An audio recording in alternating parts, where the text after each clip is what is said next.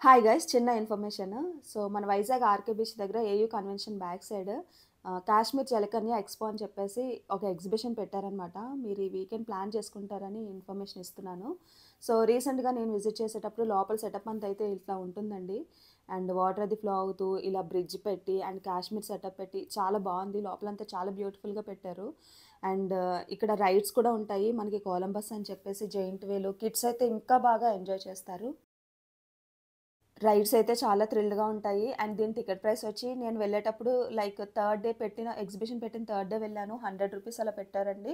ఇప్పుడు జలకన్యని పెట్టారు. జలకన్య స్టార్టింగ్‌లో పెట్టలేదు. అప్పుడు రూ. 100 అండ్ ఇప్పుడు జలకన్యని కూడా పెట్టి రూ. 150 టికెట్ ప్రైస్ అయితే చేశారు.